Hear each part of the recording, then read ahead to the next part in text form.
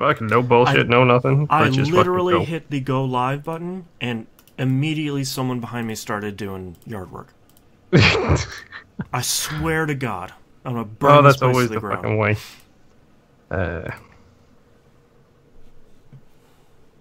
What about the electric slide?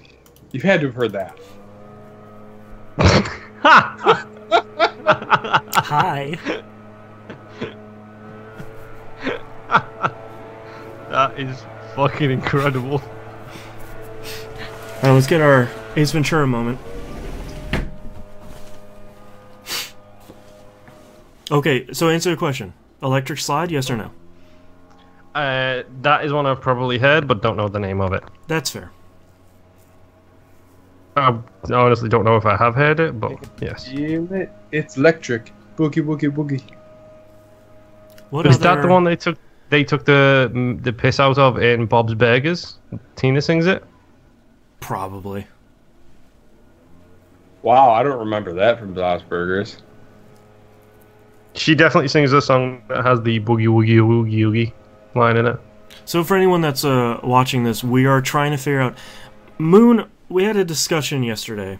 Moon claims... Discussion, I was losing my fucking mind. Moon claims he has never heard Uptown Funk or... What was the other one? Jesus, take your pick. Well, yeah. So we're trying to find what's the... Where does this music blindness start? Well, I know the Macarena, so we've got that one organised. What about Mambo number 5? That one I know as well. Lou Bega? Yep, I know that one. What about... What? I don't remember who sings it, but that I get knocked down and I get up again. That's Chumbawamba, and the song's called Tub Thumping, so I've definitely heard So that. we know that one. You're British, so I mean, that's a gimme. In my defense, that was World Cup '96. That was the theme tune for the FIFA game that year. Gross.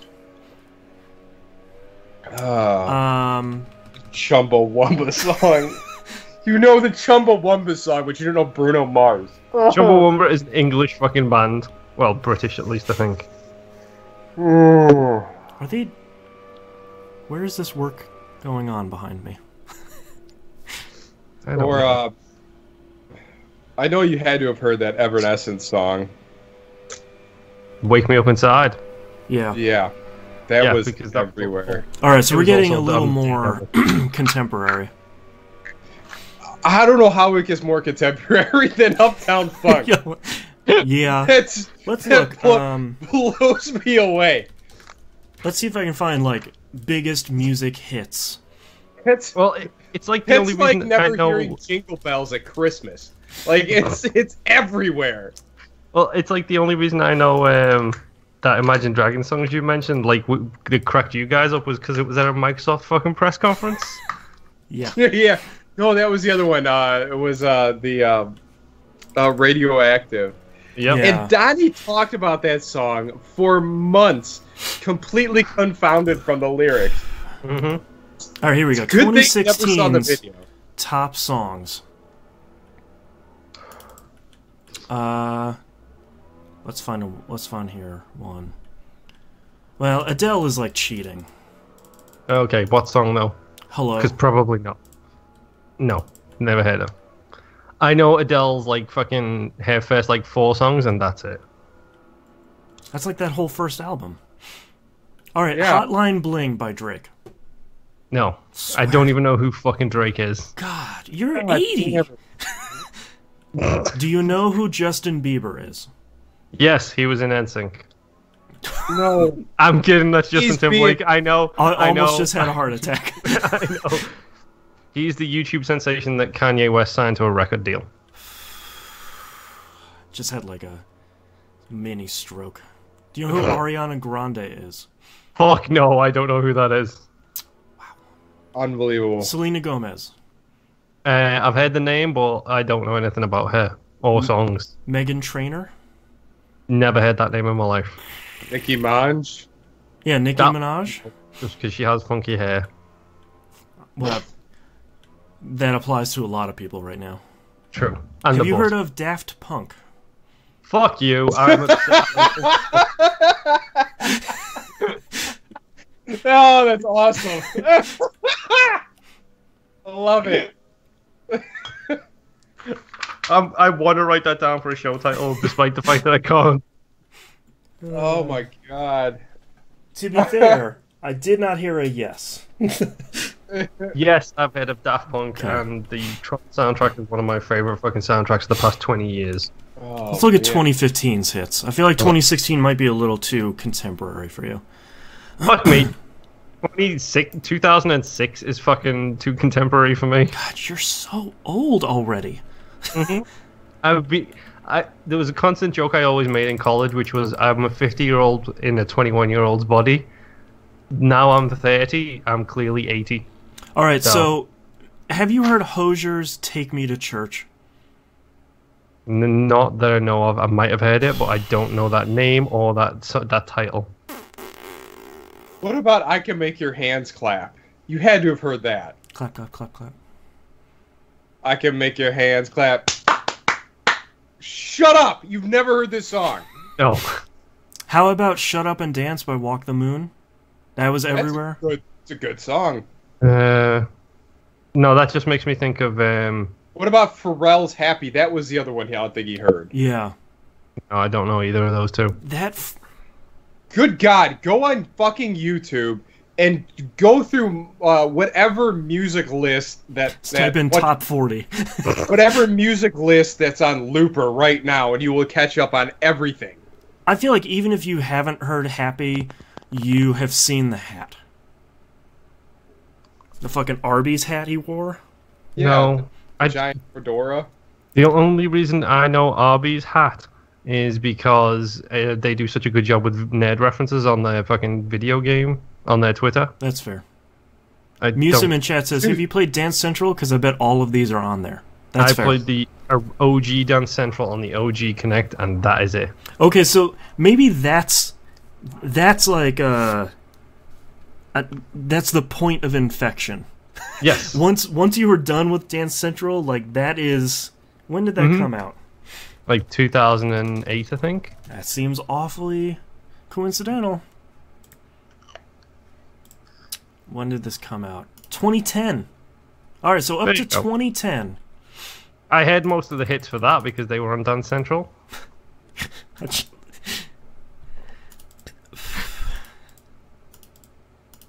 All I want to get you now are like the last couple years of like that's what I call hits. See, I was just about to say. Now in England, that's what I call music. Yeah, 57. that's what I call music. Yeah, that's the thing in England. Was What are they now up that's to what I right call now? music, and it was like the top 40 from the year. What version are they up? Discography. It's got to be in the 50s. Hey, Coach Jamal. United States. It is 63 just came out. I think Good God! I think in the UK it was up to 50 something by the time I was like 15. Let's look at the UK one. UK is currently up to 97. Jeez. Who do we have on here? We have Imagine Dragons, the Chainsmokers with Coldplay, Zed, DJ is that Khaled? Is that how you say his name, or Khalid? I don't know. You asking me who doesn't I'm know asking half Knobs. these I'm songs? not asking you. You don't fucking know.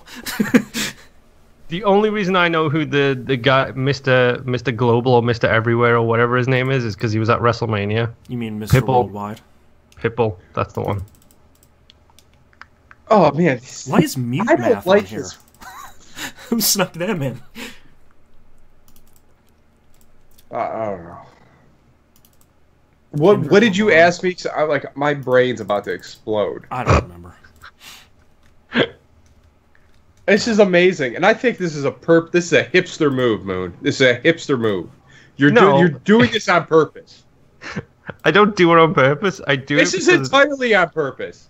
No, it's not. I don't listen to the radio. It's like wait, that's popular, so I'm just gonna purge it from my mind, and I'm just gonna play dumb. I have never heard of that. Isn't that what the peasants enjoy? Well, It's that would beneath- go You with know my what? I'm British gonna demeanor. steal a line from Shadow Warrior. You should fucking move to Seattle and start a band. In my defense, it's not deliberate. It's just lack of exposure. Like, oh, there's not a lack of exposure because I'd never listen to the radio. Yeah. No, but you listen to Pandora and things like this. I don't. I've got 24 podcasts on my phone that I need to listen to. Broaden your horizons, kitten. I do. That's why I keep adding podcasts and learning new things. I feel like you're missing the point. Hello to Coast Jamal, Sacred Herb, and Musum. I've honestly heard more bands on NPR than this. That's fair. NPR doesn't exist in the UK, so I don't get that reference. You should really listen to NPR. I know I sound like a 30-year-old white dude, but NPR makes some good stuff. 1A. They had a great interview. I think it was last Monday, not this past month. The Monday before last. I think it was around it was on 9/11. They had somebody did interviews with Maya Angelou, and she was teaching these leadership seminars and stuff. And man, some of the quotes that came out of that show. I'm trying to find that episode of 1A so I can download it because I'd listen to that thing again. It was great. Yeah, Moon, if you want to be exposed to more up-and-coming music, check out NPR's Tiny Desk Concerts. Okay. Yes. Yeah, it's like they play literally at someone's desk in the office, and they play like 2 or 3 songs. That's kind of cool. Yeah. There's a post-it note when I need it. Kind of jumping the shark on a good stream. It's pretty early for that one. All right, we'll give it another minute, and then we'll get started here. Yeah, I don't know. It's just I love. Don't get me wrong. I fucking love music. Like I genuinely do. And when I really get into something, I get super obsessed with it. But it's always been an issue I've had is getting exposed to new things because I fucking hate the radio. I hate Pandora. I hate all that stuff. Like I just hate not having access to it at the touch of. Then you really don't like music, do you? I do because I've got like fucking 120 gigs worth of music on my hard drive. But yet you listen to none of it. No, I do. I have. You just said you don't listen to music. Well, there's also this problem, once you enter your mid-30s, where it's hard to discover stuff because your innate desire is to just listen to the stuff you've always liked. Mm-hmm. It's not just that. It's like I'm very insulated from society in general, and I realize that's a weird thing for someone to say, but as a stay-at-home dad, yeah, I understand. I don't drive. I cycle, so I can't listen to the radio while I'm driving. All I've got is my headphones, and I'm not allowed to legally wear them both, so I can only have one on. Then I'm at a workplace that doesn't have the radio on, and when it does have it, it's Turkish music because 3 people who work in our office are Turkish. That's not what I was expecting to hear. No. And then when I come home, it's like I've got my headphones, I've got podcasts. So when I'm doing chores, I'm listening to podcasts, not music, because I went through a phase where even when I was at home, when I wasn't working, I wasn't listening to podcasts. So then all of a sudden I've got a backlog, and my OCD is just like, no, you need to listen to them all. You cannot miss any of them. Like, I don't know. One good thing is for Jess recently discovered you can now play Pandora as a front-end app on, I think it's Pandora. It's either Pandora or Spotify as a front-end on the Xbox while you're playing something else. So you I think they both can now. So I might end up starting doing that. I'm too lazy to fucking remember my sign-in account information sometimes. Like, literally sometimes that's all it comes down to is, fuck this. I can't be bothered. I can appreciate that. I appreciate the honesty. I don't. As I was thinking about saying, let's get started, I hear from outside. Even the amount of movies you watch, you're exposed to way more music than you think you are. Oh, I still love fucking club music, and I hate clubbing. Yeah. Well, but that's the funny thing for me is like there's a lot of shit that I really like, despite the fact that it's not my usual genre. Like in Destiny, there's one of the planets in Destiny 2 is pure electronica music, and I fucking hate electronica, but the music in that is really good. I'd like to introduce you to a little game called Rez. Fuck you, I love Rez. Well, then you like electronic music. Fear is the Man Killer is one of the greatest songs ever created. Full stop. End of fucking discussion. Man, but you know what's... Rock is a sponge for me, man. I don't know if I want to get started on Fear. There's 4 versions of Fear, and that's the best one, and the one that came out on his CD is really bad. It's the worst one. It's missing half the samples. Rock is Sponge is so good, too. Rock is Sponge is amazing. The stuff from Area X is actually really good, too. Mm-hmm. I agree. The one time I played it, I liked it. That was the one. That was the thing I was most nervous about. It's like you're going to put a new area in. That's it. It'll be fine. I wasn't expecting what it was going to be, but you can't mess up the music. No. Well, especially the way it analyzes with the rest of how everything's pulsating and moving, and just good God, when that first like bass wave comes out, boom, like oh, this shit is on. It's so good, man. Alright, you guys ready to kick this thing off? Now I am. Trying to figure out what else weird happened today. I actually caved and bought an Egg McMuffin today. Oh, yeah? Oh, jeez. Was that at Donnie's behest? The lady... No. I needed sausage and an egg. I just had... Like, some reason, I just had to have an Egg McMuffin today. Sausage Egg McMuffin. Burger King has been running commercials for their new croissant, and I'm just like, I have had this craving for the last couple weeks for an actual burger with like a real bun, and seeing those commercials is just like, oh god, that sounds so good. Like I'm really missing bread in general right now. Yeah, usually I would go with a croissant, but like I just felt like I needed that English muffin. Like it's just such a unique texture, and for some reason their muffins are fucking amazing. That's one thing I don't think I can get good and gluten-free is an English muffin. I can get bread that's fine, and like bagels that are actually pretty good, but English muffins have to be hard to make with different flour. Yeah. Yeah. And that you are spot on. Like my favorite version of that type of muffin is the fucking McDonald's one. Yeah. It's just way too fucking good. So back to my weirdness with this story. So the lady in front of me ordered a large coffee, so it was like $1. Mm-hmm. And what she asked on top of it kind of took me back. And she's like, "Can I have a large coffee with 2 creams and 27 bumps of sugar?" What? And I'm like, "I'm sorry, what?" I'm sorry, what? What's a bump? Yeah, well, I'm like, and everyone just kind of gave me a weird look. I'm like, whatever. So then I'm watching her make this coffee, and there's like this coffee machine. She's like, pop, pop, pop, pop, pop, pop, pop, pop, pop, pop, pop. Like this like literally bumping it. This little sugar machine that just pumping 27 times. I was like, what? Also, leave this McDonald's employee alone now. She has to count out 27 bumps.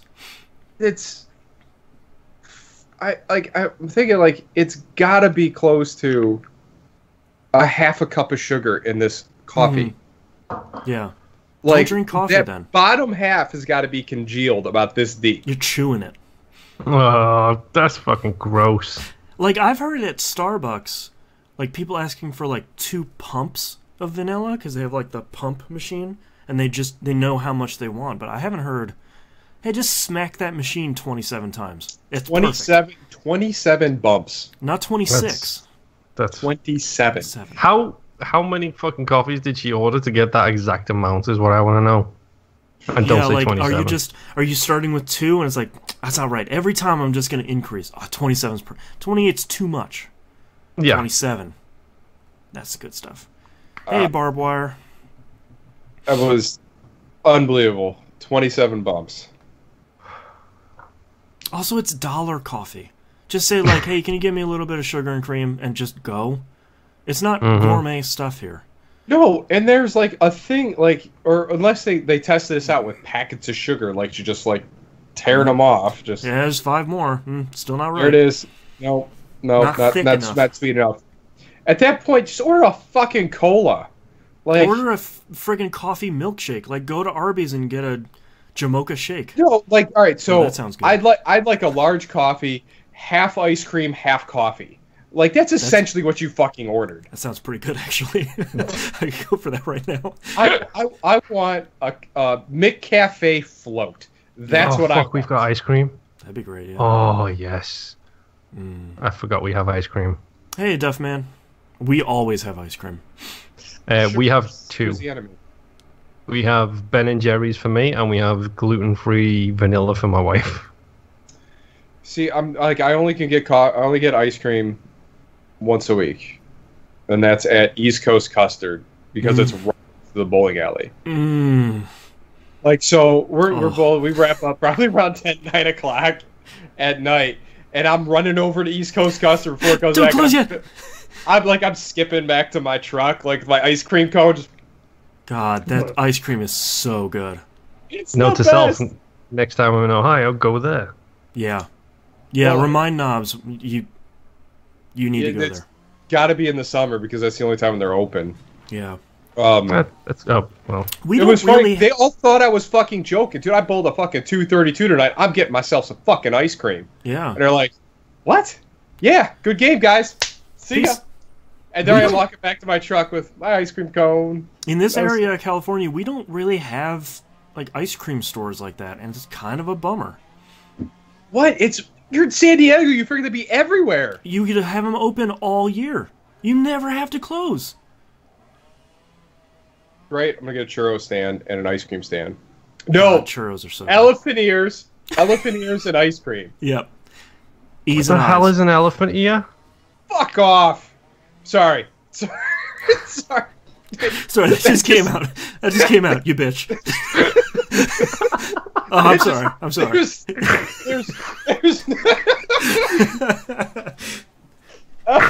So elephant ears. Do you not have fairs in England? So Moon. Yes, here. but they're different. We don't do Renaissance fairs, for example, because we lived through it. So Moon, you know how big a paper plate is, right? Yes. Imagine 3 of those together, like sort of spread out into a triangle, and then there's a piece of dough that spills over the edge of those. Fucking and then hell. You have powdered sugar on it. That's an elephant ear. It's just a giant ass piece of dough. Elephant ear is brown sugar and cinnamon over the whole thing. The one that has the powdered sugar is a funnel cake, which is equally as amazing. I've always had it with powdered sugar on it. Really? Yeah. I know because I hate powdered sugar on stuff. Because I always inhale it, and then it's like... You always get that...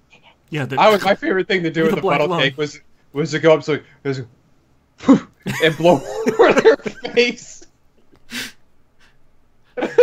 So good. It's like getting antiqued at the fair.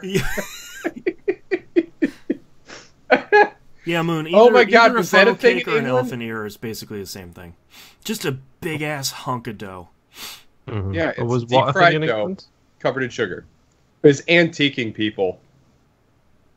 It probably, but it was probably called something else. Where you grab a fistful of flour and throw it in somebody's face. No, but that sounds really mean. It's not that mean. It comes right off. It's not that it comes right off, but it makes a bit of a mess. But it's impossible to hurt somebody. It's hilariously startling. Even if it gets in your eyes, you're just like, oh well, I blinked twice and it's out. Great, it's flour. Oh, Come on, dough eyes, let's go to the fair. Oh God! Match your eyes with this elephant ear we have going on. The bummer is the only fair around here is the San Diego County Fair, now called the Del Mar Fair, and it's huge. It takes up the entire parking lot of Qualcomm Stadium out here. Like, it's monstrous. And it's not like, you know, growing up in Northeast Ohio, every town had a fair. So you could go, and there was like 20 people and probably 10 stalls, but you had your elephant ears, your funnel cake, your Your deep fried vegetable stand. Yeah, like you had all your lemonade dude. Yeah, like you had all your normal stuff. Somebody was selling really shitty pizza, like, but no one. You could park on the street and sort of walk there. Like it wasn't, the Cuyahoga County Fair was even not that big.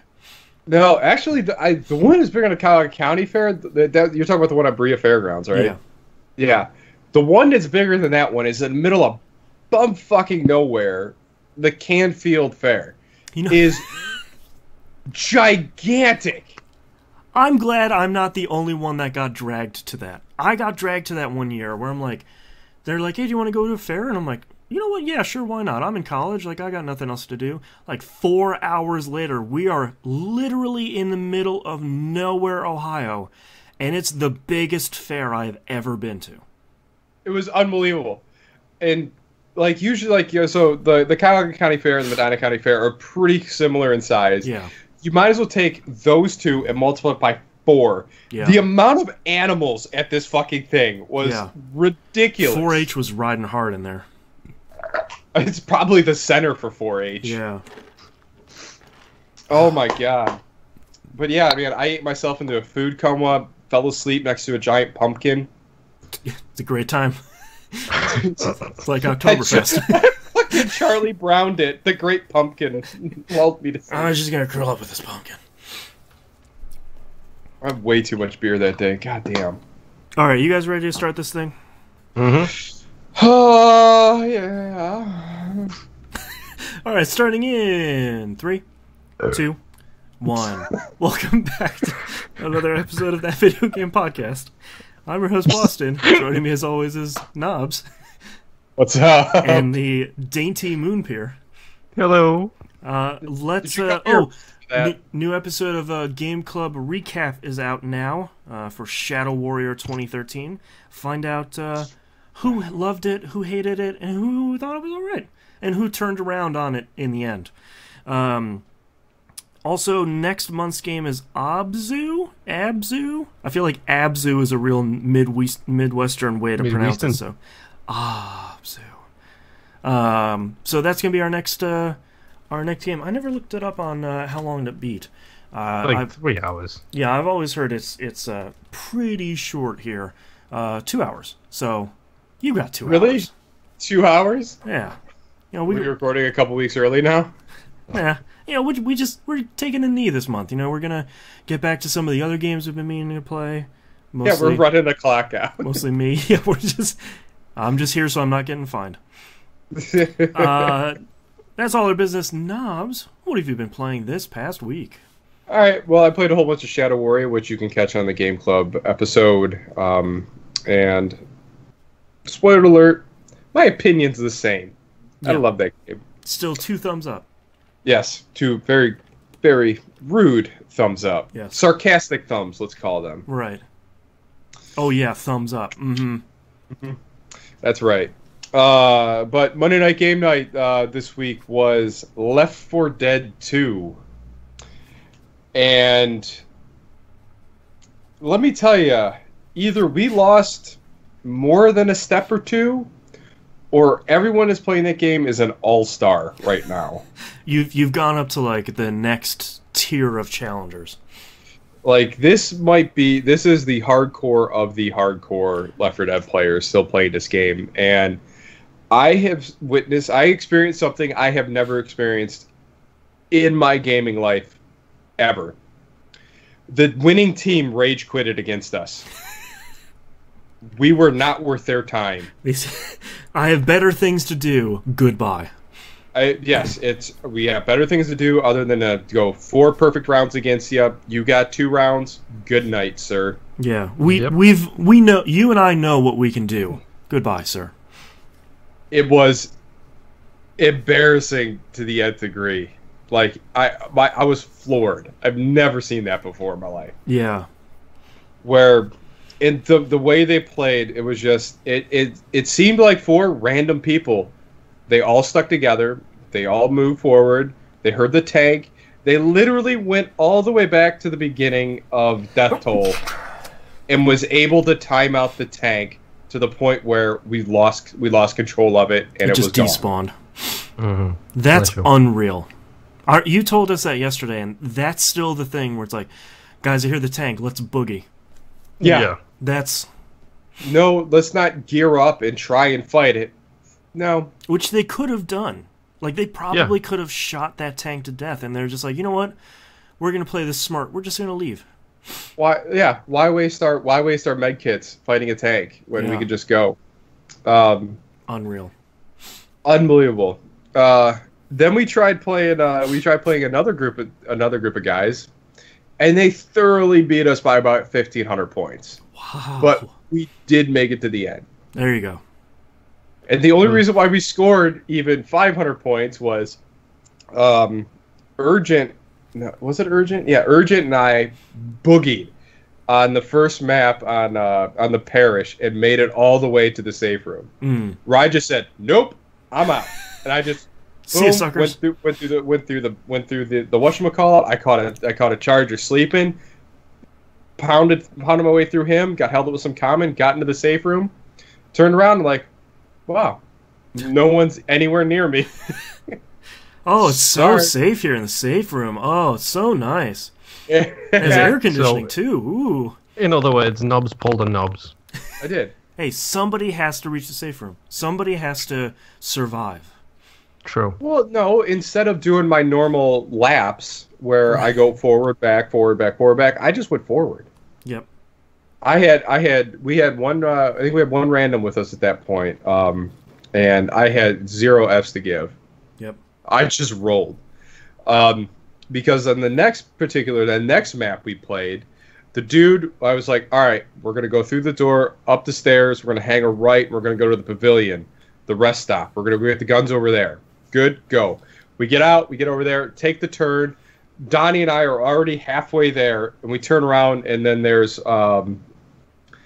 No, actually, this was on Friday night, where it was Bulgurk, Donnie, myself, and the random.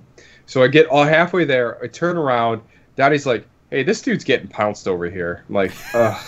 Son of a... All right, turn around, Bulgurk goes over to save him, and he gets smoked. So we get him down. By the time we get the zombies cleared off, that kid's dead. Donnie's like, let's vote to kick him. Oh, Donnie. Fine. Ruthless. In the middle of the vote, we just get wiped. Of course. Yeah, that's usually the way it goes. Yeah, karma hitting you. But these guys were, man, they were tough to put down. We got it. Like, we had them cornered several times. We had them knocking on death's door, and they just found a way through it. I've never seen, like, again, like on the finale, we're going across the bridge, and like we had 3 of them down. I'm like, awesome, cool. I got to get in position ahead of them to catch the last guy. So I'm chasing him. I turn around, everybody's back up. I'm like, what went wrong back there? Yeah. I take my eyes off you for 2 seconds. It was brutal. It was brutal. Either we suck now, or everyone's that good. And I'm kind of leaning to a little column A, a little column B. Yeah. Oh yeah.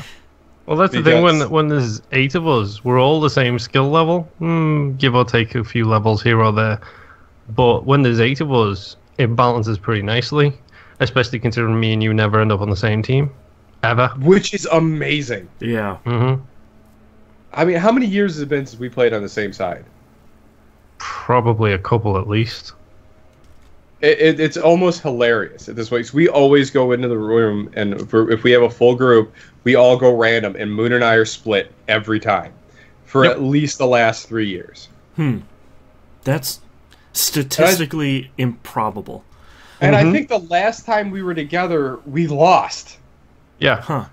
And it gets better because the last time we were together, it was like me, you, Tomsy, and Scott. Yeah. Like, hardcore dream team kind of levels against new starters like Donnie, Ian. I think Agent was there, and so was somebody else. And immediately their team was just like, well, this is over. We're going to lose. Yeah, and then we lost. Yeah, and we weren't trying to take it easy. We were like, if we were the other team up 1,100 points after 2 rounds, I never would have quit. I'd have left my foot on their throat the entire time. Make them suffer. Yep. I was like, hey, you kids want to play with the big boys? Suck it up. You're gonna get your lumps. Yeah. No, it's like we got kicked out of a moving car. It's like, we have better things to do. We're not even gonna slow down to let you out. We're just gonna kick you out on the roll. Like, Yeah. it was unbelievable. Man. But that played a whole ton of Marvel Puzzle Quest. Yeah. I am up to 82 covers Holy. now. Thank you for the command points, Knobs. Yeah. Well, you're welcome. Any new good units you've gotten? Bunch of 3 stars. I think I got the 4-star Johnny Storm now. Oh, nice. Nice. So it was 4 or 3. I don't remember which one that is. But I just champed the Century. I'm trying to champ Loki right now. Ooh, But I wonder how just that not getting is. any covers. I got to figure out. Like, I was finally able to get all of the whatchamacallit in the daily challenge, except for the extreme challenge. Oh, the 5-star one. I got the 4-star done, both 3 stars and the 3 Nice. lower one. It's a bunch of tacos. I got 4 tacos out of the mix. It was great and a good cover. Yeah. But I don't have the Red Hulk high enough to fight the Green Hulk. Yeah. Which, actually, I don't have the Red Hulk at all. I got lucky on my pull where I actually had everyone there, and they were decent level for that one fight. I'm like, oh, this is great. I have a lot of those units now, but, a lot of those people you're fighting are level 70 to 150, and a lot of times it's like, oh, you have all 3 people, but they're all kind of level 50. It's like, well, that's not gonna work. Yeah. Mm-hmm. But now, like, I'm trying to go through that mad dash of going through my stable of comic covers here, and I'm trying to remember who to level up now. Yeah. Because every time you hit back, it goes all the way back to the front, and I gotta scroll. It's another thing where it's like, Marvel Puzzle Quest, you just need a little bit of user interface love. Yep. Well, a little bit, meaning a lot. Yeah. Yeah. Who's available to level up? Make that a filter, please. Yeah. With Marvel Puzzle Quest, though, what's also likely is that there is a filter there. We just aren't seeing it. Yeah. There's some checkbox somewhere. Yeah, speaking of which, I didn't realize, I don't know if this is I know it updated for me very recently, but now when you change who you're highlighting, who you're targeting in the battle screen, it pulses the actual skill gems that they have on the board. Oh, that must be new. Because I didn't realize this until I was trying to figure out there was 3 purple enemy skills and 1 yellow enemy skill, and I tapped the yellow skill and it was like, oh, it's morale boost, so get rid of that thing as soon as humanly possible. Mm-hmm. And then I tapped over to that lieutenant, whatever his name is, I think it's the lieutenant who does that move. And as soon as I moved over to him, that one and all 3 purple ones pulsed because they were all pistols, which he does, and morale boost. That's kind of cool. So it lets you actually see when you're targeting somebody what skills they have on the board now. Right. That's pretty cool. So that surprised me a lot. I have found a kind of new really cool combination here. Dakin and Blade. Modern Blade. Interesting. Don't have Blade. Well, because Modern Blade pulls those little swords that point at the enemy side. Yep. And when Dakin does his blue slashy thing, all those explode for a secondary hit. Yep. Mm-hmm. The more of those knifey things you have on the board, the more damage he does. Yeah. That's smart. I hit someone for $5,000. Yep.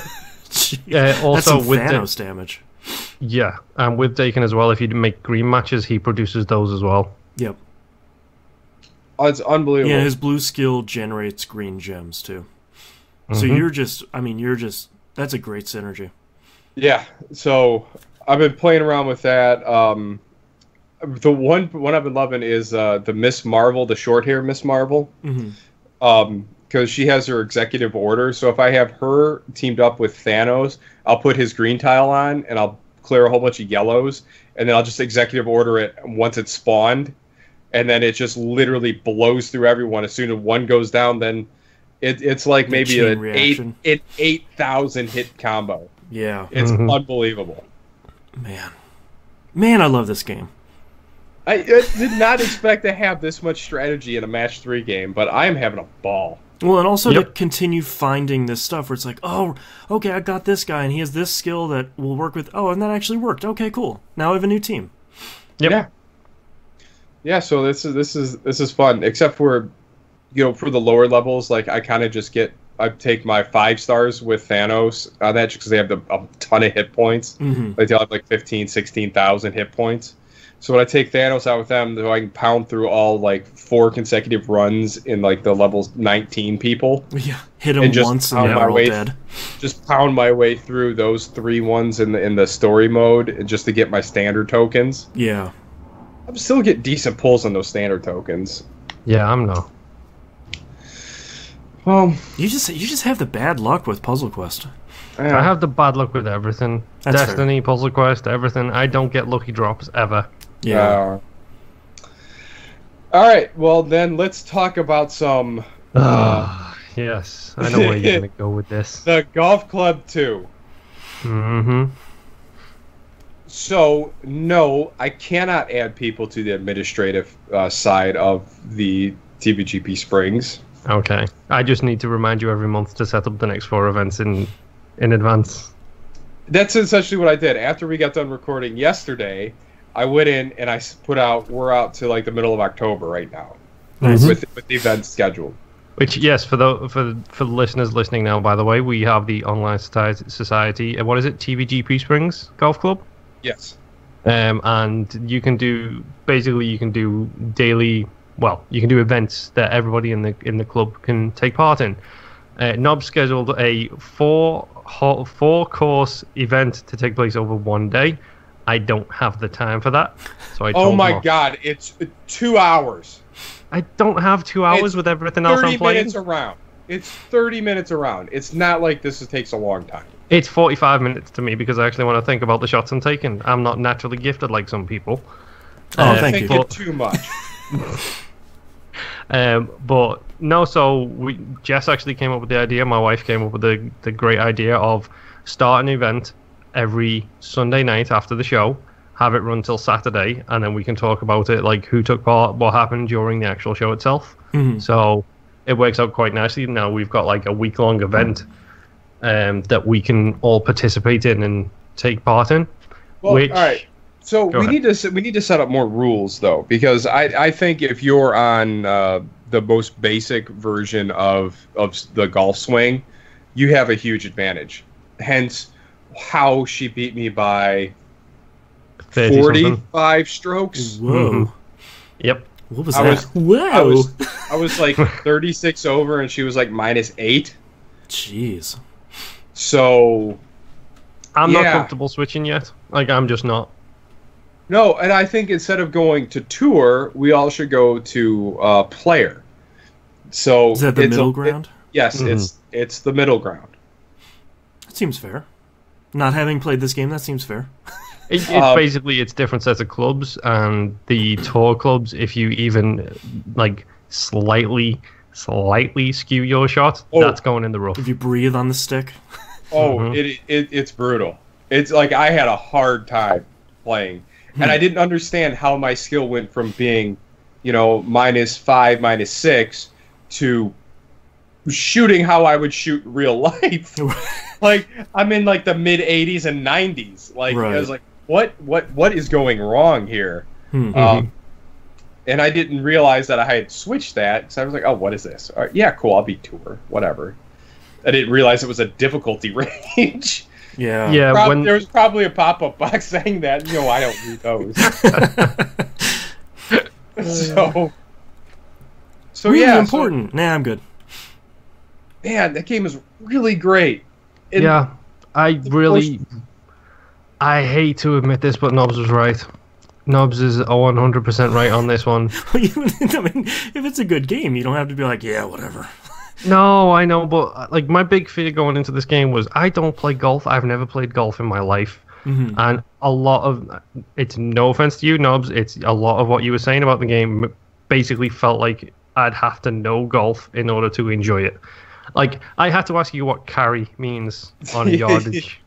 I mean, that's okay. I mean, you're learning something new. There's nothing wrong with that. Exactly. There's a lot of there's so many nuances that this game does right. And if you play golf and you know some golf jargon, you will enjoy this game even more. But even not knowing it, this is an unbelievably good entry into golf. Mm-hmm. Like it balances this fine line between a very accessible game and a very challenging game really well. Yeah, which I want to talk about the putting real quick because I both love and hate the putting in this game because it's literally your putter goes 104 yards. That's the information you're given. So a full backswing and a full forward swing, you'll go 104 yards on a green. That's all the info you're given. Yep, nice. Figure out the rest. Good luck. It's putting. Use your feet. Use your feet in the angle of the putter. Like it changes different shades. Like as the light hits it. That's how. I know. I've got a lot better at it. Like I'm putting now. Usually I'm two putting at the longest. More often than not, I'm getting on and putting in one because my approach game is better. But there's some holes where I can't read the green that well, and it's just like, oh, this is a straight left hill, and all of a sudden. It's 6 putts, and every time I try and attempt one, I'm getting further and further away. So it's like, oh, this is a 15-yard putt. This is a 16-yard putt. This is an 18-yard putt. I don't. Putting is not easy, and nothing in this game is a gimme. Yeah, which is just like putting in real life. Mm-hmm. Like you'll have this guy who's like they'll have a 3-foot putt and you'll be like, oh, that's a gimme, and you're like, no, that's for par. He's got to putt that. He will miss it 9 times out of 10. Yeah. Yep. Well, I mean, the game plays well. It looks beautiful. Like, I am. It's probably just my Xbox in this instance, but the menus can feel a little laggy sometimes. But yeah, that could be a lot down to my Xbox being my Xbox at this point. But I'm really genuinely enjoying it, and the fact that I struggled so much with the putting, I actually loaded up the putting range and did some practice putts. It helps. Nice. Like it genuinely helps to go there and just spend 20 minutes doing practice putts. Now you know why driving ranges people are always at driving ranges. Because they hate putting. No, well, not just putting, but just hitting the golf ball. It's difficult, and. This has like that tour mode is probably as accurate to swinging a club in real life as it is swinging this club in this game. Mm-hmm. Because that's so cool. There's a good chance that ball is never going to go where you want it to. Yeah. Yeah. Go ahead.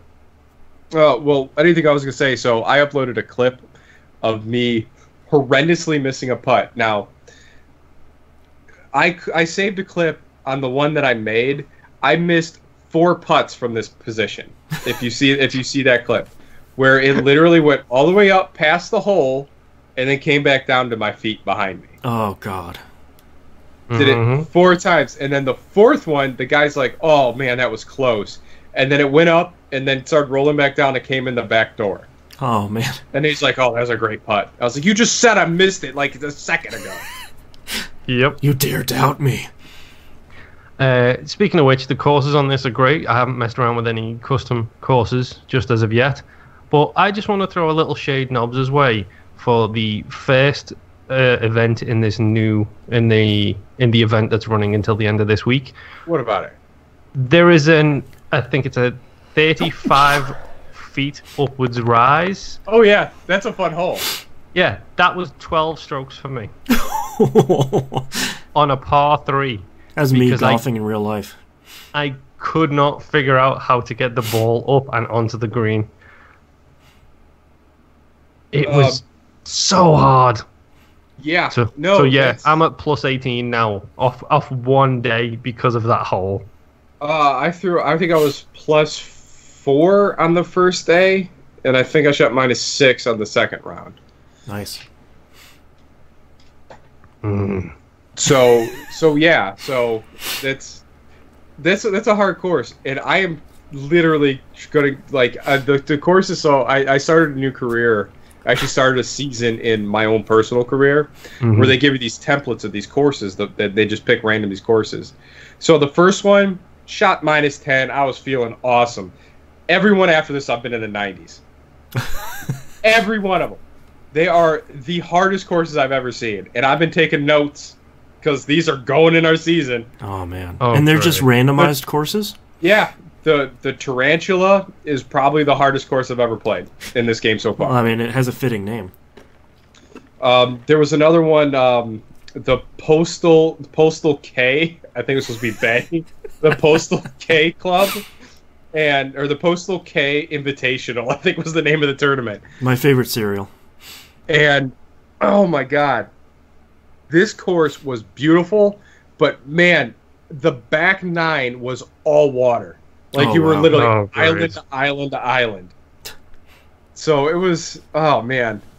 Some of these shots, too. The game makes you account for so much that you never had to account for in the Tiger Woods or Rory game. Yeah.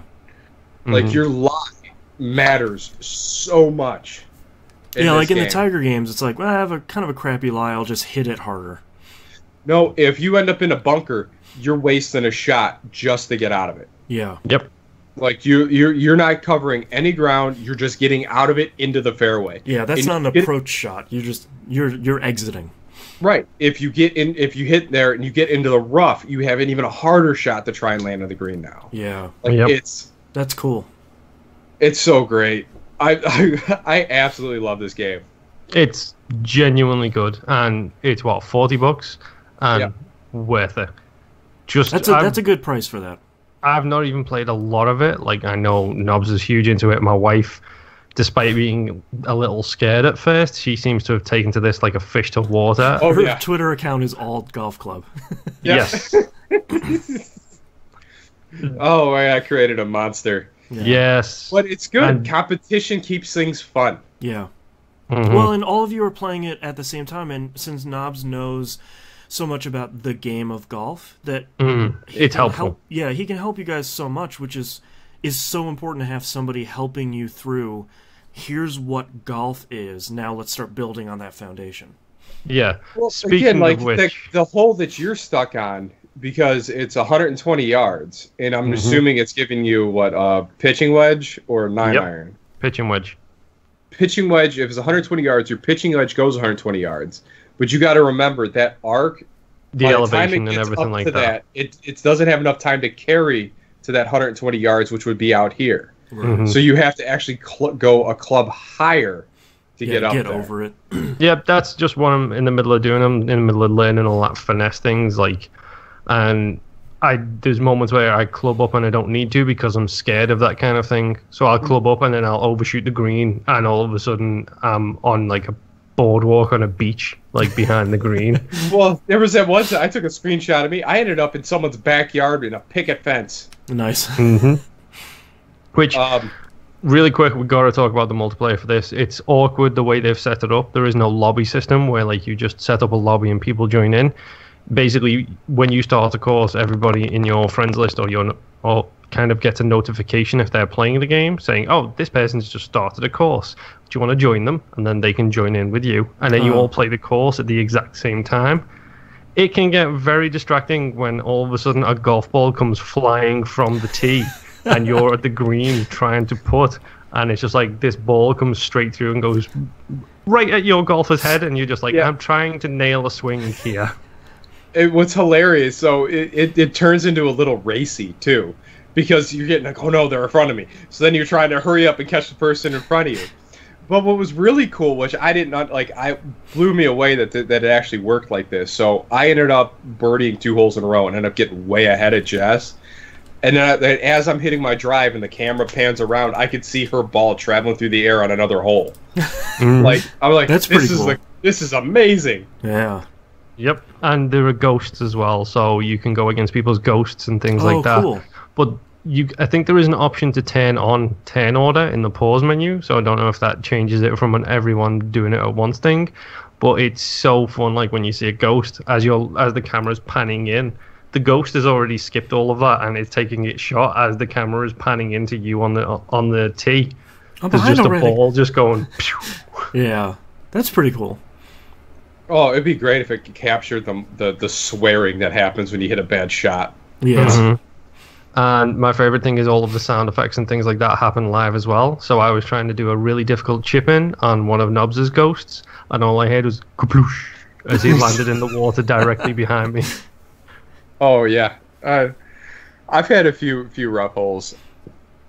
The one I was playing another round before we started recording, and I was, top of the leaderboard. I was like -2, and then I took I took an 8, a 6, and a 9 back to back to back, Oof. and I was losing my mind.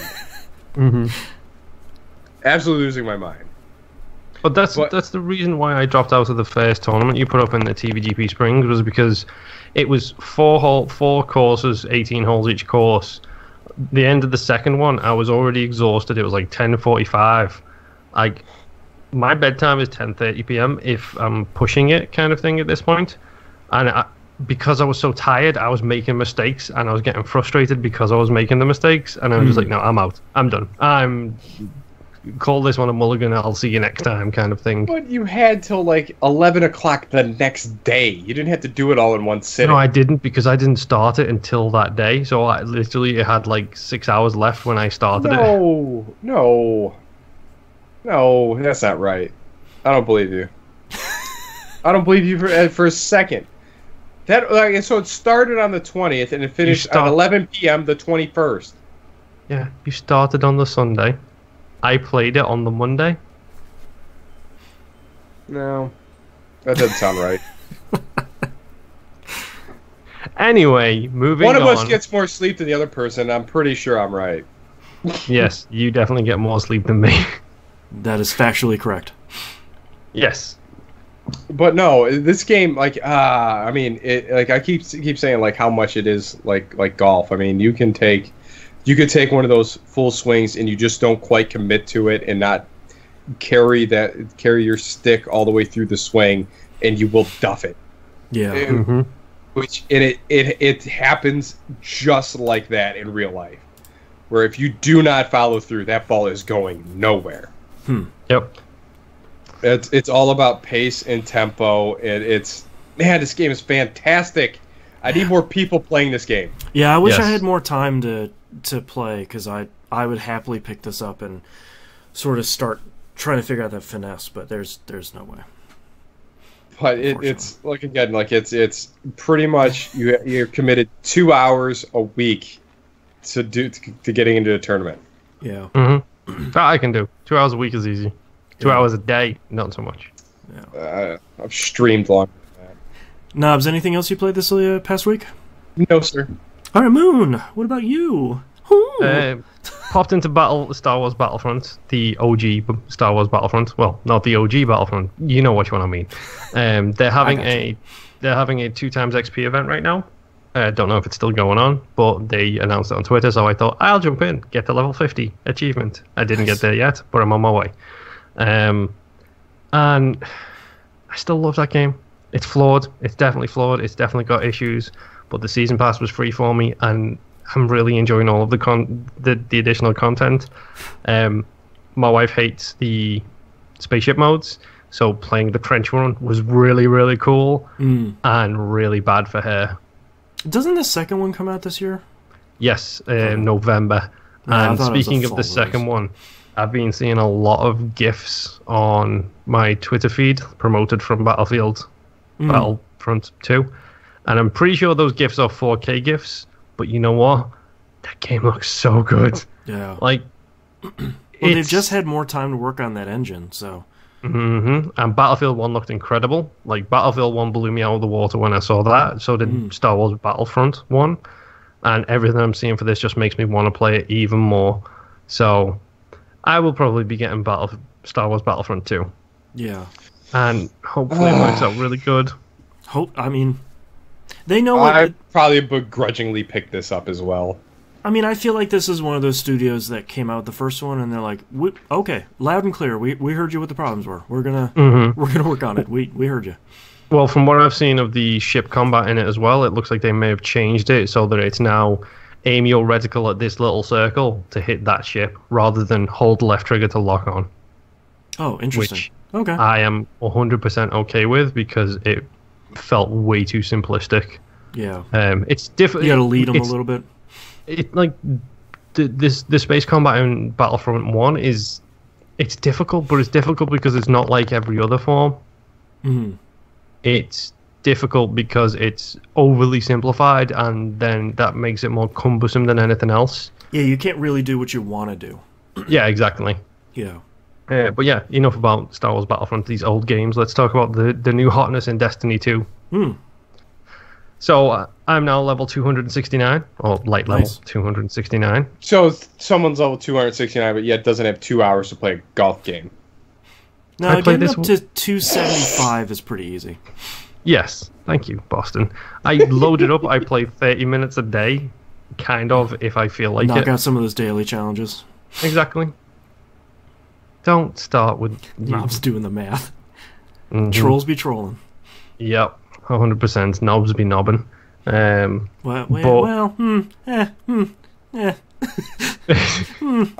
need to remind you this is a clean show? Sir? Yeah, for real. Please, children will listen. Think of the children. That was clean. I was saying you are being you. But the Anyways, Nightfall... Destiny. Yes, the Nightfall was done really early this week. Thank you, Heiko. I think it was Slippy and my wife. Yeah, I wanted to talk about this because this is... Destiny 1 didn't do anything with clans. Just flat out. It never integrated anything other than, here are people in your clan that are also playing at the same time, which is pretty useless. It's a lot more helpful in Destiny 2, but the thing that I didn't really value until these last 2 weeks was there are 4 things that the clan can do every week. It's Trials of the Nine, which is their highly competitive PvP, the Raid, the Nightfall, which is a really hard timed strike, and 1 win in Crucible. And if your group is half or more clan members, basically you get an engram for a powerful gear engram, basically something that's above your power level. Everybody in the clan gets one of those. So basically if 2 people go into Crucible together and win 1 match, every person in the clan gets an engram. So like, I didn't have time to do the Nightfall this week. Also, it was an Undying Nightmare. So somebody did that on like Tuesday night. So now everybody gets 2 engrams because we did the Crucible. And like, I think that's so cool because for people that can't do the Nightfall and do Trials and do the Raid, you can't do all this stuff every week, either because you don't want to, or time or power level or whatever. Just by being in a clan and clan members doing stuff, you're getting high level gear. And we have 49 people in the clan right now, which means we're half full. So if you want to join the clan, PC, PS4, Xbox One, it's all the same clan. Find E1M1. We have 51 slots left. You can just get gear by logging in and going to Hawthorne. I'm gonna get it, join the clan, and then just get all my free loot. You can do that. It will shower you with loot every week. You've just got to complete the story first, so you can unlock the tower at the end. Yeah, I think that's such a cool. I think that's such a cool thing to try and give you a reason to join a clan this time, because the only thing in Destiny 1 was, here's my name and here's my clan tag underneath my name. Woohoo! It's probably a pun. Yes, that was literally the only reason for it. Like, I mean, I'm enjoying playing it. Like, like I said, I think I usually pop it on. I don't even play it every day. It's like every couple of days I'll pop on. I don't like the do matches in the Crucible challenge, because you shouldn't have to do 15 matches to get that reward. You just got to be better. 10 should be fine. It's 10 if you are killing people. You get more percentage for killing. Here's the hint. Don't do it. If you don't like it, don't do it. That's what I'm saying. Is I haven't been, like, I did it once, I think, and I'm not doing it again. We did. I think it was me, Duffman, Heiko, and Slippy today started and attempted to do some Trials of the Nine. Yeah, how'd that go? Really, really badly. Yeah. Like, there is one mode. It is the stupid Counter-Strike mode. Yeah, countdown. There was a bug this week where people could get outside of the map with the previous mode this week, so they changed it to countdown so they can fix it. Okay, so that's why it was so... countdown. Okay. Because we got wrecked. Because every single person we came across was light level 300. Yep. Light level 299. And every single one of them had the Midas multi-tool. Yeah, the hard part about Mida is it's really easy to get it in Destiny 2. Mm-hmm. I don't have it. I need to get it. Yeah, go to EDZ and do the Enhance mission. Yes, I made a promise that I wouldn't do any blue or orange dots without my wife. So Fair. There's a plan for tonight. Yeah, I think... So when people say Crucible meta, this is what they're talking about. So right now the meta is Mida and anything else, because Mida is really good. The meta will change eventually. They'll balance it. They'll get everything organized, that kind of thing. But yeah, I'm still enjoying Destiny. I'm surprised about how little effort it seems to have taken on my part. Like they seem to have done a good job of not trying to push you to play it every minute of every day. Like that's how Destiny 1 felt to me, was you have to be on to just stay in touch with the game, like with the rest of the players. Like it feels a lot easier now, especially considering how often they're just dumping legendary engrams at you.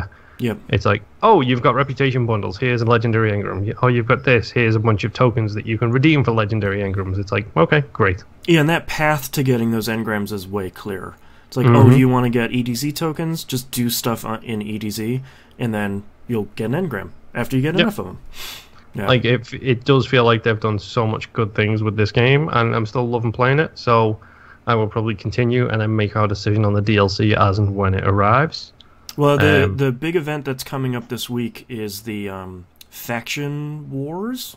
Yeah, whatever it is. So Heiko was telling me about this. Yeah, so basically all 3 factions are coming back. You pledge to one of them, and then everything you do over the next 2 weeks gets you tokens for them.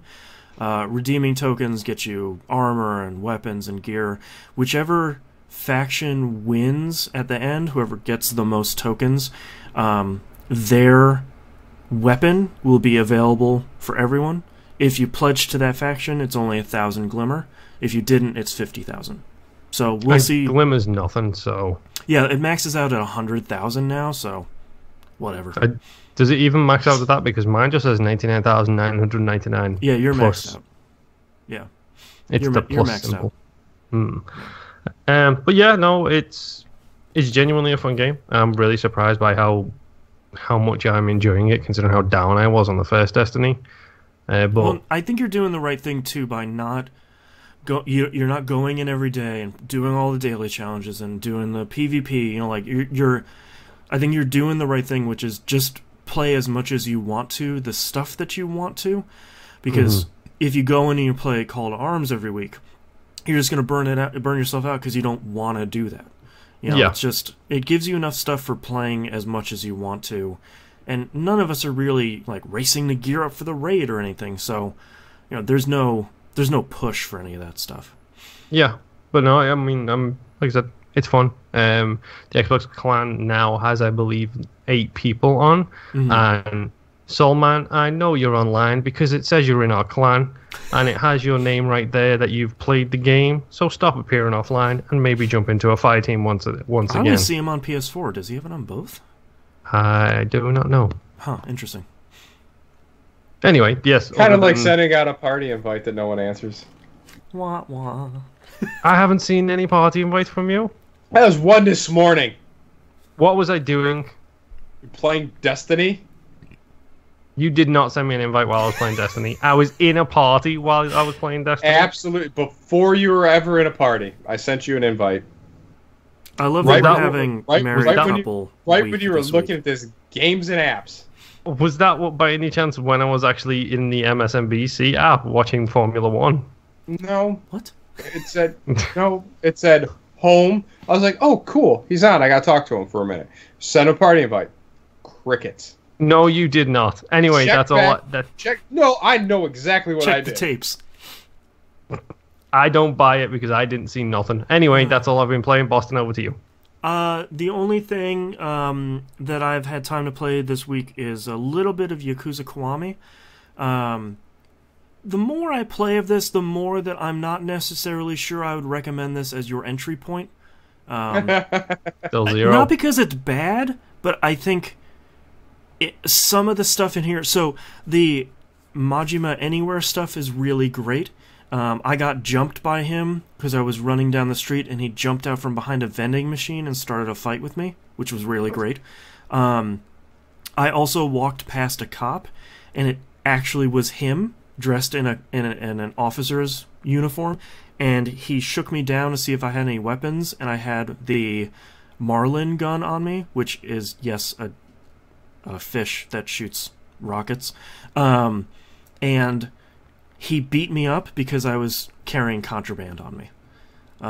So it's this fun thing where it's sort of, you're not really sure where he's going to show up, and it's not really a super tough fight, but it's this kind of thing where it's like, wait, what's that thing? Oh, it's Majima. Okay, let's do a fight. And every time you beat him, you unlock another skill in one of your skill trees. So it's not just this annoyance. But I feel like that stuff isn't necessarily super clearly explained, like who this guy is and why you should care. So I'm gonna maybe encourage playing Yakuza 0 first, even if you just, motor your way right through the story mode, which probably take about 20 hours. It's nothing super bad. Additionally, this game very much feels like a PS2 game in its design. I saved this little girl who encouraged me to save a dog, and of course the dog's hungry, so I got the dog food, and the dog can't eat food, so I have to get the dog water, so I have to go do that, and then the dog can't eat without a plate, so I have to go do that. Sort of like, yeah, cool, I get it. That's a needy dog. Fetch quests sort of suck in 2017, and in 2005 they were fine. So, some of that stuff, I'm suffering through it because I like the Yakuza story. If this was my first one, I might not have done it. Maybe like I didn't do it in the PS2 version. But I maybe only played about an hour of that. Shadow Warrior took up the majority of my playtime this week since I have very little time to play each day. And Shadow Warrior was surprisingly longer than I thought, mostly caused by myself and the inability to use elevators at any point in the game. Well, at least you weren't getting crushed by him like I was. No, I'm going to push a button and run away. Yeah. Oh, I don't know what the hell's wrong with me. Go listen to the Game Club recap episode. Out now if you're listening to the audio version of this. But that's all I've had time to play this week. Let's take a break.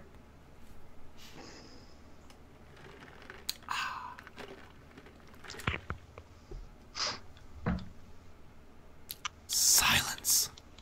Oh, wait. Oh, so the world was supposed to end on September 23rd? Dude, the world's gonna end any day. Literally, there's pointless fucking putting a date on it. It could be tomorrow. It could be next week. It's tomorrow. No, it was just some biblical numerologist said September 23rd is when Planet X was gonna crash into the planet. Be right back. Ow! I just ripped the headphones out of my ear, strong enough to rip the rubber off the fucking bud. Yeah, rip the rubber off that bud. I swear to God I sent that request. I swear to God. Excuse me. I'm checking my notifications here. Hold on. All right, let's do what we usually do and check news stories for any last-minute bits of news. Oh, God. Oh, I can open the window again. Oh, God. So bright. Get the hell out of here. Much better. Oh, it doesn't say that my activity, because I got kicked from the party from inactivity. How rude.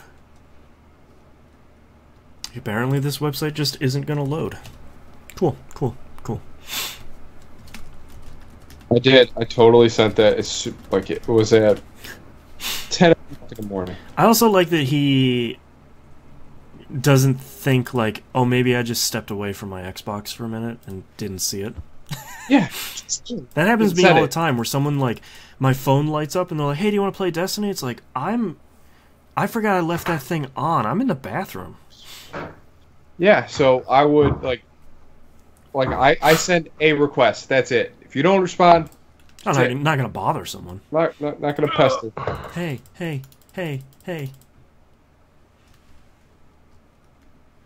Hello. Oh, it's you. Yeah.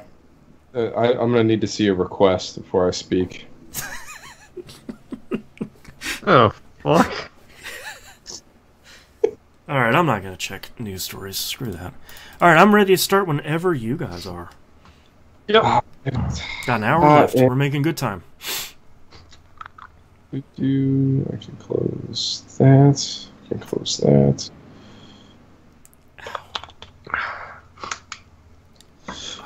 Oh, hey, geez. Jimbo Jangles. Missed you in the hanging with Mr. Boston lately. Jimbo! Eat you on Mondays. Where you at? You have been summoned. You need to pick up golf club, too. That, too. I was pushing it on Heiko today as well. Heiko would be good at it. Heiko's good at everything. Yeah, he is. It's that German efficiency. Yeah. It's the discipline, I'm guessing. Oh, man. Football season. It's Monday. Come on. How many times are the Broncos playing on Monday night? Maybe one of his 6 kids need to play football over Monday. He doesn't have 6 Oh, you kids. think Does he have 6 kids? I know, I'm extending the kid joke to a different person as well. You can't just put kids on a person. Sheesh. Oh, man. What we got here? Really, it's actually happening. Not the 29th yet, so let's not hold our breath. What, Half-Life 3? Oh, you see Intel's giving up on their VR headset. Oh, really? Yeah, I just saw that pop up on my newsfeed. That's surprising. I thought so as well, but I don't think VR is making the splash everyone hoped it was going to. Yeah, I wonder if the headsets that HTC is going to come out with, where it doesn't require a computer, I wonder if that's the next step. Where it's like, look, man, you don't have to have it. Just strap on the headset and you fire up Steam and you're good to go. Wonder how expensive that's going to... I wonder if that's going to go back to their $800 SKU. That'd still be cheaper than buying a PC and a headset, so... Well, I mean, because right now, I mean, I saw the HTC Vive on sale for $550. Yeah, they just dropped the price on that one. Almost bought it. That's a good price. Almost bought it, but then I got to do something about the heat in this room. Yeah, buy a new computer. Fair enough, because it is smoldering in here. It's a little crispy in there. I need to get one of the temperature gauges, like right here on the on one of the shelves. Hey, it's September and it is hot as balls. Don't have to tell me. What is the temperature right now? It's 85 here today, which is not bad. 80. I think it's hotter here. Jeez. Let me see. Oh, yes, got it. Well, it was 90. It's 91 Nice. in Ohio right now. Yeah, it was 90 here yesterday. I think it's about 95 here. Sheesh. It is still End of September. Yeah, because I went golfing yesterday, and it started out, it was 60 degrees when I got to the course. By the time we were done, it was like 92. Oof. And I was like, I'm all layered up because I'm trying to keep my shoulders and everything else. Man, my body's fucked. It's like, man, I'm so frustrated. And I got a feeling it's probably a torn rotator cuff, and I do not want to get surgery. Oh, yeah.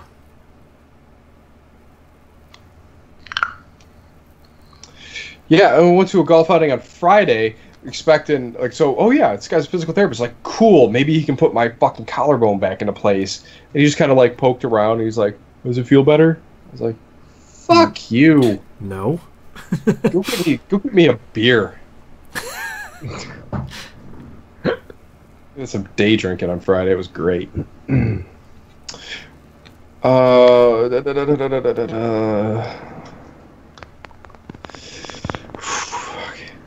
right. I'm starting to melt. Ready when you guys are. Ready? Yep. All right, ready in 3, 2, 1. Welcome back, everybody. We got releases this week for September 25th, 2017.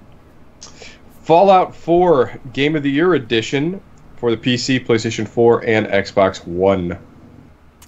I don't know if I would even recommend this because the consensus for all the DLC was, yeah, it's fine. Like I think at this point, just buy the $20 version of the regular game and patch it, and you're good. If you want to play Fallout 4, I tried 3 times. It's fine. Pinball FX3 for the PC, PlayStation 4, and Xbox One. Oh, great. Just great. Son of a... So, I didn't know this was coming. Oh. Great. There goes your free 2 hours a week. Exactly. Yep. No golf club for me because pinball takes up all. Boo. I think you're making a poor decision.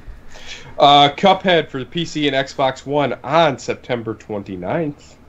We will see come the 29th, I guess. Countdown in 5 days, whether that's going to happen or not. I'd really like this to come out and be great. I'd like to play this. I mean, I'd like a really hardcore, learning the patterns for boss fights platformer. It's been a while. I thought that until I played Alien Hominid. Yeah.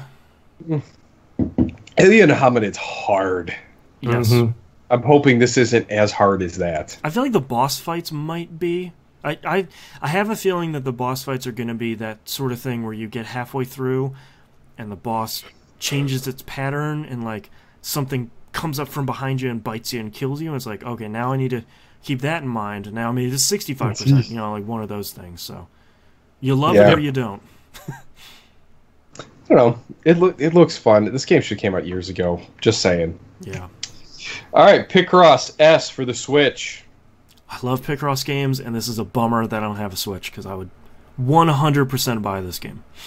Is this? I don't know if this will be a unanimous agreement here, but probably the most underrated puzzle game of all time. I would agree with that. I feel like Sudoku and a lot of those other ones have some cachet, but yeah, Picross is so good. It's so good. Oh, I'm sorry. I would lean towards Swirl for the Dreamcast as the most underrated puzzle game of all time. That's a good choice. It's a great game. That and Choo Choo Rocket. Choo Choo Rocket is awesome. That's a great puzzle game. Choo Choo. Choo Choo Choo. Now, if you want to talk about the most underrated puzzle game of all time, though, we can't do that and not mention Puzzle Arcade. Well, that's a puzzle game. That's not a... I thought you were going to go with Hexic. And no, I really thought he was going to go. Hexic was great. Yeah, I put a lot of time into Hexic for a free game that came with your console. I fired that up and I was like, this looks dumb. About a couple hours later, I'm like, oh, I'm still playing Hexic. Huh, interesting.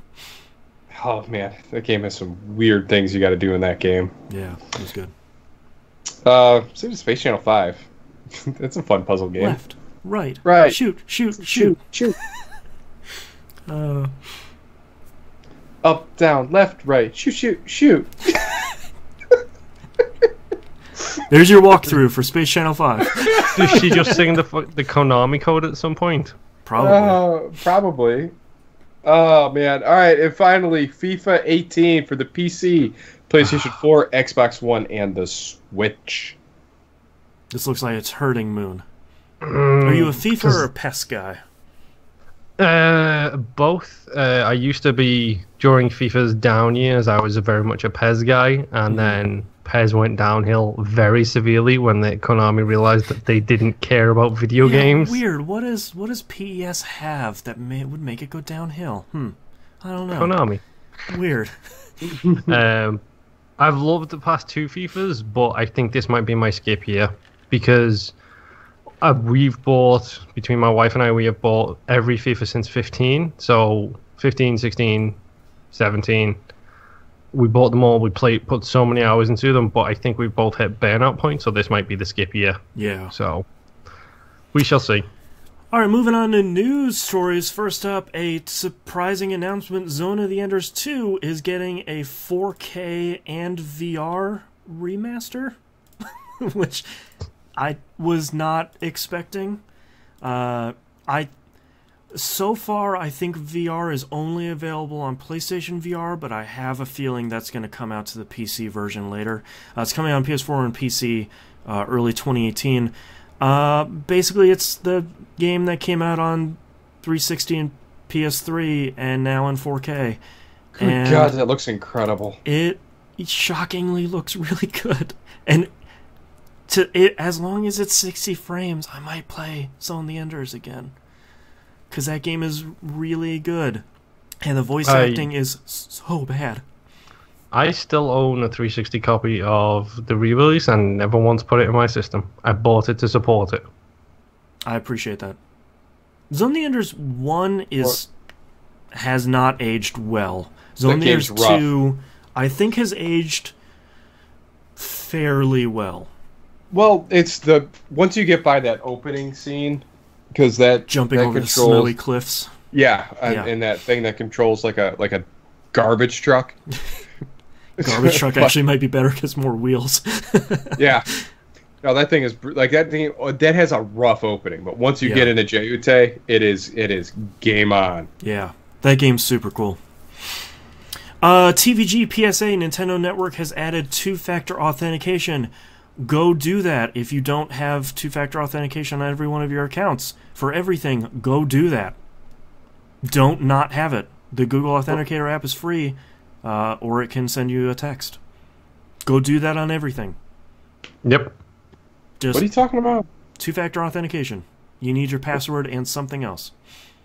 Like a 6-digit code from the Google Authenticator app, or they'll send you a 6-digit code via text, or something like that. If you don't have that on every one of your accounts, go do that immediately. As someone who continually has all of his accounts try to get compromised every single day, whoever's doing that. They just got my Evernote account because I forgot to change my password. So, 2-factor authentication. Go do it. Koei Tecmo says they're ready to move on from Dead or Alive 5. Their last season of DLC is underway. The 6th season? 7th season. I'm sorry. People always like to bandy about how much it costs to buy all of the Dead or Alive costumes. That is currently up to $633. Thinking that someone is just going to plunk down $600 for all those dumb costumes. No. Dude, come on. You know, I'm sure there's least 5 people that have done that. At least 10. I've got it probably at least $100 in it. Yeah, but like stretched over a couple of years.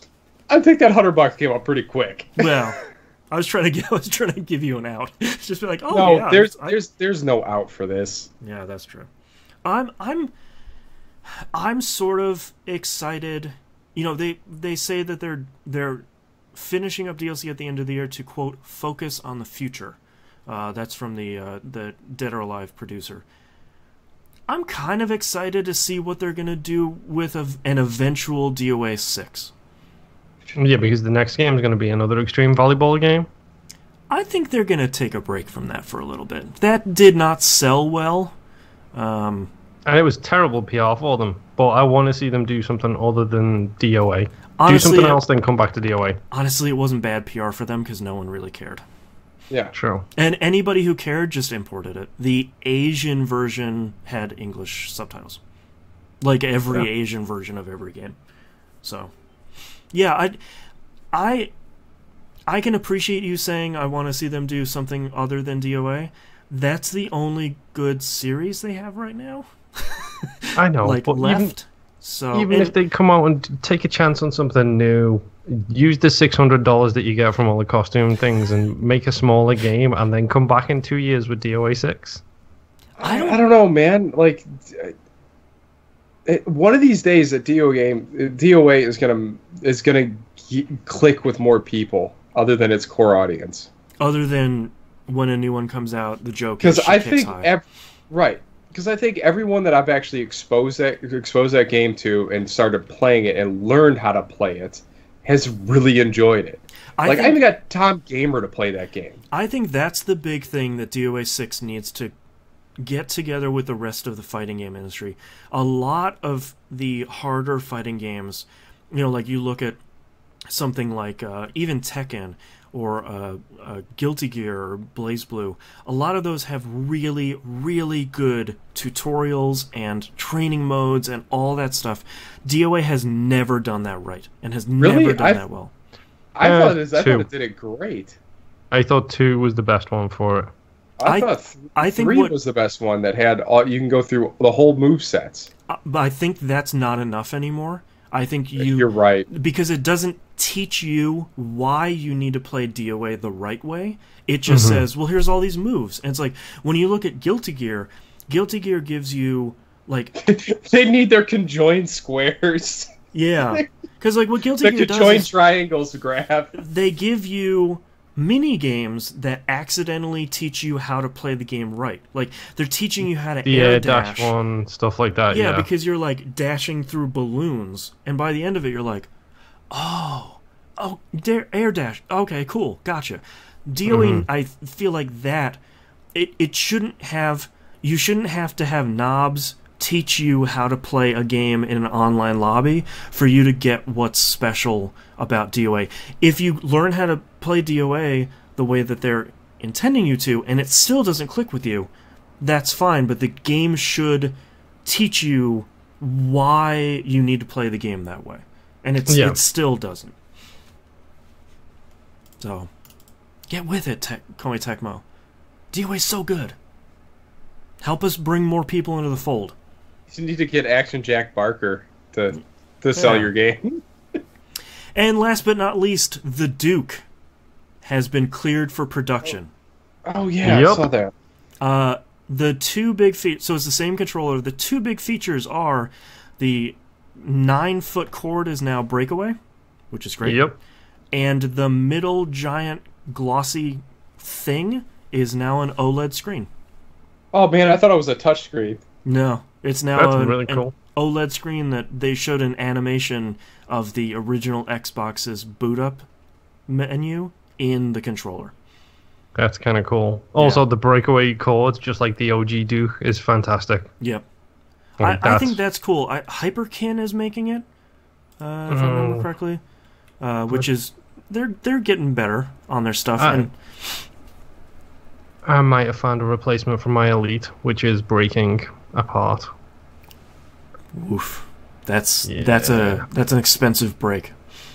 What functionality is that going to have? Is it going to act like a VMU?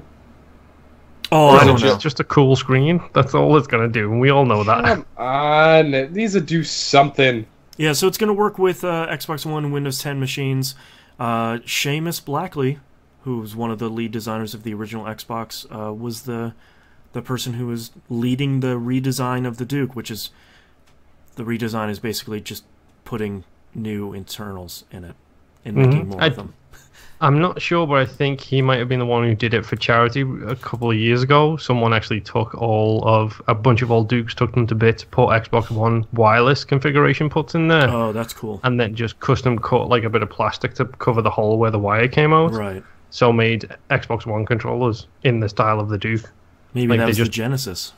I think it could have been because those things went like hotcakes at charity things. Yeah, that's cool. Oh my god, this comment thread is brutal. Never read the comments, man. I can't help Unless you want to laugh.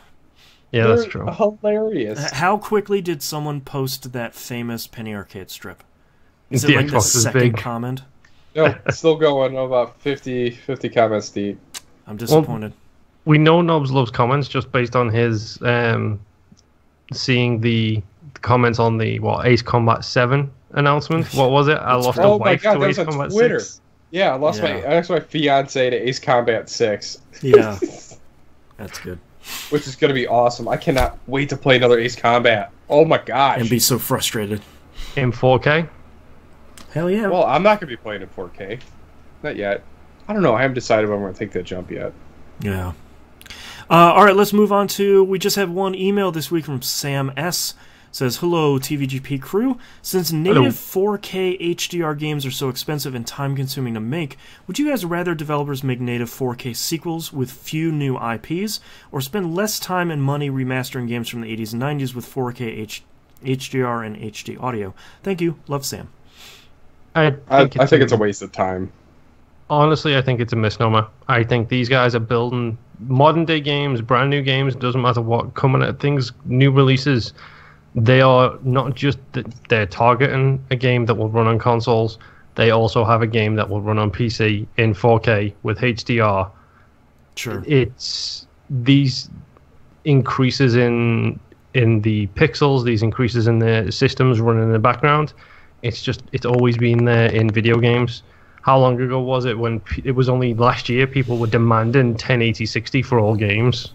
Well, and I think the thing to remember too is that the engines and the tools and the middleware tools that developers are using are always getting better as the technology needs get better. So this year it's easier to make 4K games than it was last year, and next year it's going to be easier. It'll be even, yeah. And I think the thing to remember too, I can appreciate the core part of his question, but for so many developers and publishers, it's not an either or. It's both, because your core team, let's take the Call of Duty Modern Warfare remastered as an example.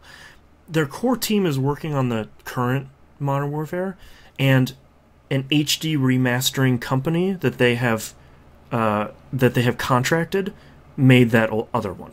Like it's not the two of them. Like, even look at Destiny 2. Bungie didn't make the PC version of Destiny 2. Another company did. And just using the same code base and, improving it for all that stuff. So, they can do both just by paying, like Zone of the Enders 2. Konami didn't make that for the re-release. Famously, someone ported it terribly, and then they hired another company to fix it. Silent Hills was the same, wasn't it? The broken release for the Silent Hill collection on 360. I forgot how bad that remake was. Hey, let's remove the fog in the game. Like the one game that fog is thematic and important to the game. Yep. You remove fog from Turok. That was a technology thing, but yeah, I think if I was to answer Sam's core question, which is which would you prefer, one over the other, I think I'd always prefer a new game. Yeah, me too. Because I've probably played that personally. I've probably played that older game. Like you say, would you rather Zone of the Enders 3 or would you rather a remake of Zone of the Enders 2? Well, I'd like 3 because I played 2 already. Twice, mm-hmm. A bunch of times. Some of the games that I think would need or would benefit the most from that are games that aren't going to sell. Yeah, like the Otage games. Like, I think more people should have played Otage, but look at Yakuza, which we're going through right now. It's like everybody missed the first couple Yakuza games because they were on PS2. They weren't very good, and now they're going through and they're remastering on the way between like putting out a new prequel and then Yakuza 6. I feel like that's a really great chance for a remake/remaster, is a series that people might have missed, which is like a Togi, like actually Zone the Enders 2. Yeah. I don't know, man. If I get a remastered version of Ninja Gaiden, I would be happy. Yeah, maybe that's what Konami or Tecmo can do next. Yeah, remake Ninja Gaiden Black. Oh my god. $20 downloadable. Boom.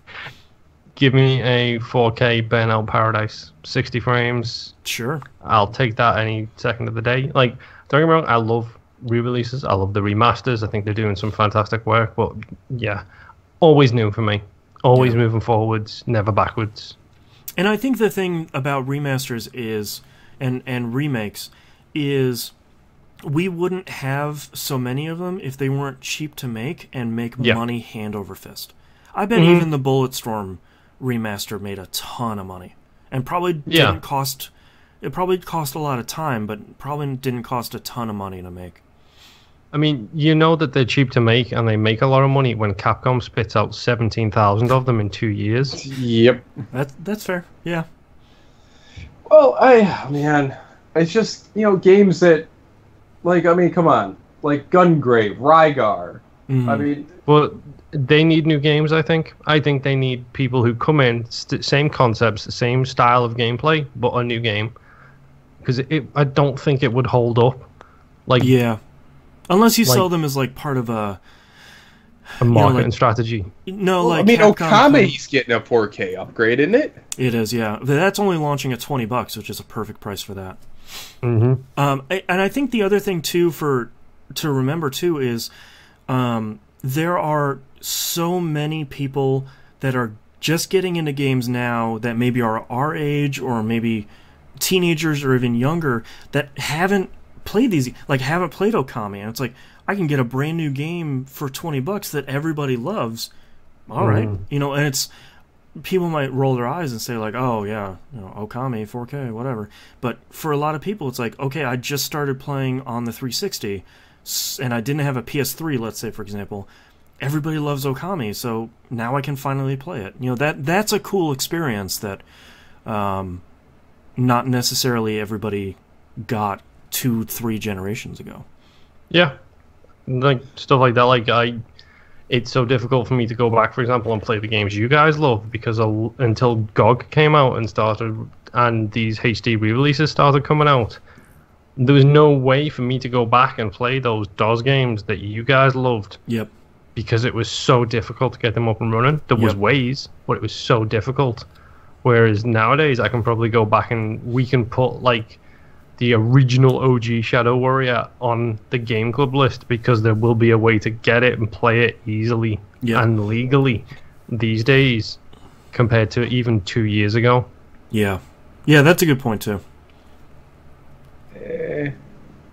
I'm not saying put Shadow Warrior OG on the list. No, I don't want to go through a Game Club recap episode where we just go, oh, that was racist. And see you next time. Yeah. All right, well, thank you very much, Sam, for writing in. That's our episode this week. If you'd like to visit us, you can do so at tvgp.tv. Email tvgpfans@gmail.com, tweet us at tvgp. The Discord link and all the other links are on the right-hand side of the page. Don't forget to join our game nights. That's Monday night, 10 p.m. EST. It could be anything at this point. What do you want to play? I want to play Golf Club 2. There you go. Pick up Golf Club 2. Join TVGP Springs, the storied. That's a whole week. Every week we'll have an event. Yep. Bar none. Springs has been around for a while, and we're now accepting new members. It's been around as long as we've had Tiger 8. Yep. I just donated $3,500 to upgrade our clubhouse, and it looks nice. Nice. Yep. Yeah. So join us for that. Well, we'll probably be playing either Battlefield 1. Hopefully, I don't know, maybe 4. I don't know why I still want to play 4. Why 4? Always 4. Nobody has 4 installed, and then people hear you say this.